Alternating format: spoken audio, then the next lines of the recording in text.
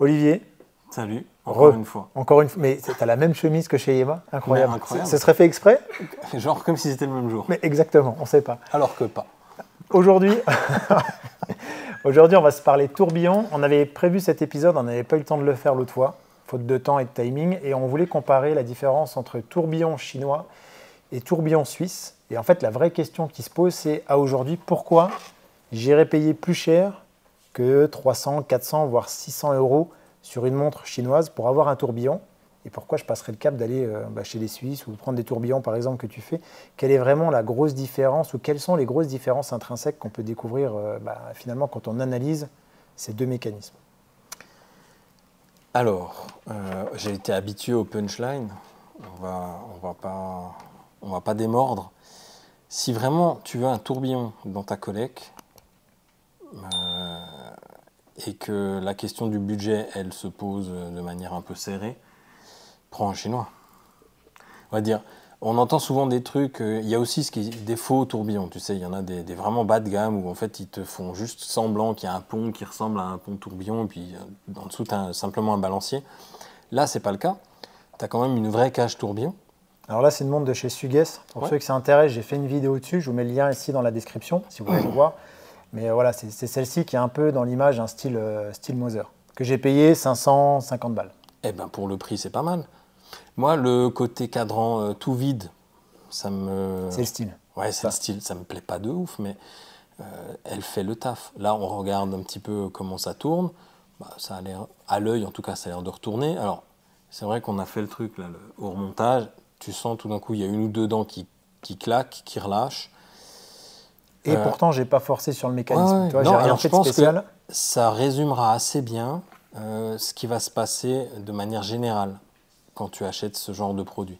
C'est des grosses manufs qui font ça. Donc, il y a des cadences imposées et des critères qualité qui sont, tant que ça fonctionne, on laisse aller, quoi. Ok.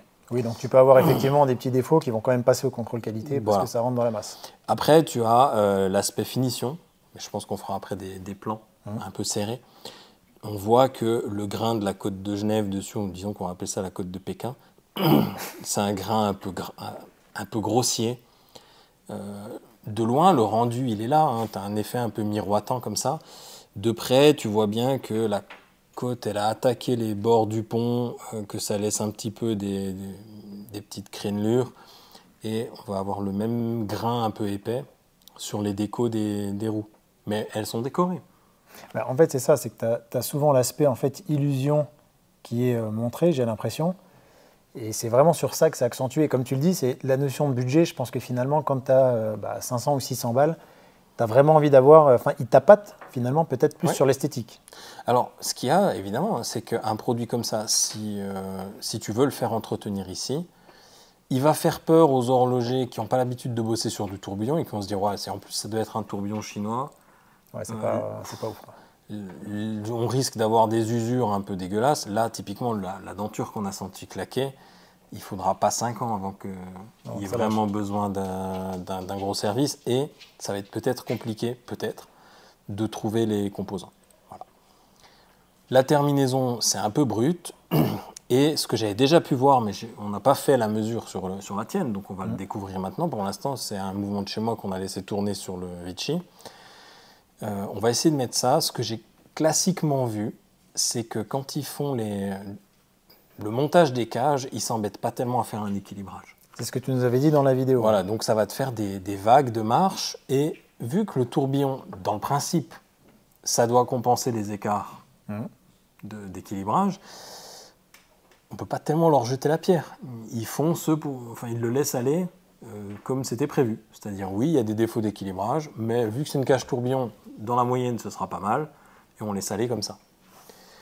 Nous, par exemple, sur ce qu'on livre, on fait un réglage comme si c'était un mouvement non tourbillon, c'est-à-dire que dans la position verticale, on va essayer de garder une ligne de réglage constante, la plus droite possible, avec le moins de variations possible, y compris en position verticale. Donc pendant qu'elle tourne, on ne veut pas avoir tout d'un coup un plus 12, un pic et ensuite un moins 12. Ce qui est le cas certainement là-dessus. Ce qui est probablement le cas sur celle-ci. C'était un peu sur le cas C'était un peu le cas, pardon, sur l'autre mouvement qu'on a regardé tout à l'heure, qui est aussi un tourbillon chinois, volant celui-là, et qui ne vient pas du même fabricant. Tac. Et là, si je regarde, on en est où? On a encore 22 secondes à attendre avant que ça te mesurer. donne la première mesure. Ok. Bah, je viens de changer de position, on avait vu qu'on est sur le plat, on était plutôt pas mal. Et là, la position verticale est là. Donc là, on t'arrive finalement sur l'aspect juste budgétaire. Déjà, tu es contraint. Mais si quelqu'un, tu déconseilles pas, c'est compliqué de te demander des conseils sur ça, mais si quelqu'un te dit, j'avais que ce budget-là, et du coup, j'avais envie d'avoir un tourbillon, je me suis dirigé vers un tourbillon chinois, de toute façon, il n'a pas trop d'autres possibilités sur ce budget-là. Non, clairement. Il n'y a pas une immense marge. Si ton budget il est en dessous de 1000, de toute façon, tu ne trouveras pas grand-chose d'autre. Donc là, on a quoi? On a des premières mesures déjà par rapport à... Là, j'ai un des miens qui était en train de tourner, il était à plus 4, là on est à moins 2. Et puis on a une actualisation qui se fait. Toutes les 2 secondes, il recalcule la marche, puis il regarde quelle est la... Est-ce que là, quand tu le regardes comme ça, celui-ci, dans les finitions, juste à l'œil nu, tu peux te dire, ou avec un œilleton, tu peux te dire, bon là déjà, tu vois que la finition du mécanisme ou la finition du tourbillon, c'est déjà pas de base la même qualité de finition que je peux avoir moi sur le mien, ou que tu vas retrouver sur des montres forcément plus excessives. Oui. Juste à l'œil comme ça, déjà, tu sens le... Il n'y a pas besoin d'aller plus loin. Le poli sur le pont du dessus, il est un peu jauni. La matière a dû chauffer un peu. Ensuite, tu as le grain à l'arrière sur les ponts qu'on ne trouve pas ici, mais qu'on trouve assez... Enfin, ça fait assez signature chinois quand même. Oui, après, voilà, on va pas renier ses origines. Hein. Voilà. Donc, je vais reprendre celui-ci. Donc là, c'est un des tiens. Si on peut le montrer rapidement devant la caméra, mais c'est... Attends, je vais la passer là, devant ici. Je ne sais pas si on le voit, Arnaud va nous dire. Est-ce qu'Arnaud, tu vois bien le tourbillon d'Olivier? Nickel. Ça, celui-ci, c'est les tourbillons que tu emboîtes actuellement. Donc, c'est ton tourbillon, senteur de réserve, etc. C'est celui-ci. Oui, exactement. La réserve de marche, c'est un autre point. C'est-à-dire que... là, je crois que je suis à peine 40 heures. La technologie, d'un point de vue matériaux, elle ne permet pas forcément d'arriver à des ressorts qui ont autant d'élasticité et d'arriver à les pousser dans leur retranchement pour arriver à sortir ces réserves de marche. Alors déjà, on est sur la même fréquence, c'est très bien. Ça n'obligera pas à faire de changement de réglage. Et on va peut-être juste aller prendre, pour aller un peu plus rapidement, sauvegarder. Pour le plat, on n'a pas besoin d'attendre très longtemps finalement. Alors, c'est pas vilain, hein. Tu vois, l'amplitude, position horizontale, elle est plutôt bonne. La marche, il y a un peu plus de retard. Donc là sur l'écran, vous ne voyez pas, mais il y avait écrit -9, -8. Et là, ça commence à partir loin, là. Ouais, des fois, tu es sur les 2 secondes de calcul. Mais Voilà, on est sur les 2 secondes de calcul, donc il y a des petites variations instantanées. En dépit de ça, si je remonte avec un temps d'intégration un peu plus grand, ça va lisser la moyenne. Et c'est ça qu'il faut te dire, hein, c'est que au porté, les variations instantanées, tu ne les vois pas. Non. Tu regardes effectivement, tu vas regarder au début de journée, fin de journée, exactement. Tu regardes si tu as eu un gros retard. Là, on va le passer en vertical. Puis on va regarder. Alors, le premier truc qui me choque, là, si tu veux, c'est qu'en le passant en vertical, on n'a plus tellement une seule ligne. Tu vois, ça fait un peu de double ligne. Et ça, c'est dû à quoi? Probablement le battement du spiral entre les goupilles qui a un petit peu... Et puis, il y a une grosse perte d'amplitude. Tu vois, on était presque à 300 degrés d'amplitude à plat. Puis là, on vient de le passer en vertical. Et il a perdu quasi 100 degrés. Hein. Alors après, je ne sais pas si on l'a remonté à fond, mais bon, dans tous les cas... J'ai remonté à fond juste avant. De toute façon, okay. Ouais. Sur le réglage, hein, en termes de marche pure et dure, oui, il y a des petites variations. Ensuite, si tu regardes dans les grandes lignes, la courbe, elle n'est pas vilaine. Par contre, là, on a quand même une grosse perte d'amplitude, ce qui n'est pas non plus très étonnant. C'est-à-dire qu'à plat, c'est assez facile de faire aller un balancier vite. Et en vertical, la qualité de finition, du polissage des pivots, elle fait quand même une grosse différence. Donc là, qu'on comprenne bien, bon là, si vous ne voyez pas sur l'écran, mais là, il m'affiche -14, -15, des fois -3 secondes. Enfin, ça diffère un peu, mais la courbe, elle reste quand même un peu plane.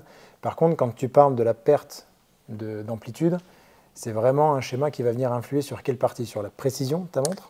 Alors, la réserve de marche en premier, la précision en deuxième. Parce que là, moins ton balancier a d'amplitude, plus il est proche de s'arrêter en fait. D'accord. Là, il ne tourne plus qu'à chaque fois qu'il fait un aller-retour, il parcourt 200 et quelques degrés. Donc, vu qu'il parcourait 300 à plat, ça veut dire qu'il y a quelque chose qui mange de l'énergie. Oui, qui vient freiner, quoi. Voilà. Ok. Qui vient freiner à hauteur d'environ 100 degrés. Et là, on a quand même une courbe qui a commencé à tendre un peu vers le bas et puis qui revient un peu à plat. Mais, je te dis, la moyenne sur 60 secondes, elle ne serait pas catastrophique. Bon, en soi, ce qu'il faut retenir là, de ce qu'on a fait, du petit test finalement rapide, et de toi, ce que tu peux constater, c'est que si on a une notion de budget qui est inférieure à 600 euros, inférieure à 700 balles, de toute façon en Suisse, on n'a pas, ou c'est compliqué d'aller concurrencer. Ouais. Avec le recul, est-ce que je retournerai acheter un tourbillon chinois? Je pense pas. Je te le dis honnêtement, parce que justement, le fait du remontage, de voir qu'il est déjà dedans, qu'il déconne et tout, ça m'a un petit peu refroidi. Maintenant, est-ce que c'est un mauvais choix ou pas? Bah, ça, c'est libre à vous. Hein. Si vous voulez absolument une complication tourbillon dans votre collection, c'est un parti pris. Voilà. Je suis assez d'accord avec ça. Si c'est le but d'en avoir un, ben voilà, avec ça, tu en as un, puis ensuite tu passes à autre chose. Et puis, tu n'en auras probablement pas un deuxième comme ça. Non, ça va me servir un jour pour l'ouvrir. Tu vois. Ben, ça peut être un test. C'est toujours bien. C'est au moins ça de prix. Ça te fait quelque chose où tu peux t'amuser à essayer de bricoler du tourbillon sans non plus faire de grosses casses. Parce que dans le principe, si tu sais démonter, remonter et régler ça... Dans le principe, non. Celui qui arrive à faire un entretien là-dessus, il arriverait aussi à faire un entretien sur un des miens. Oui, parce que de la technique... L'architecture, okay. C'est grosso modo pareil. Hein. On a une seconde fixe, on a une roue d'échappement qui tourne autour, on a un balancier. Enfin, l'architecture est là. Et si tu as la dextérité pour réassembler une petite cage comme ça, ben, j'ai envie de te dire, la mienne est un peu plus simple encore à monter que celui-là. Oui, parce que toi, tu as épuré la chose. Bah, écoute, je te remercie, c'est assez précis. Donc, si vous avez le budget moins de 600 euros, c'est pas méchant, il n'y a pas le choix. Mais à vos risques et périls sur la durée. Par contre, celui qui veut un vrai tourbillon, ben, déjà achetez les tourbillons d'Olivier. Il n'y a pas photo. Et puis ensuite, voilà, ça coûtera un peu plus cher, mais qualitativement, sur la durée et niveau entretien, il n'y a pas photo. On est sur d'autres matériaux et d'autres qualités de produits. On a bien résumé? C'est bien résumé. Bon, j'ai rien à rajouter. Bon. Merci à tous d'avoir suivi cette vidéo. Et puis écoutez, à très bientôt. Salut!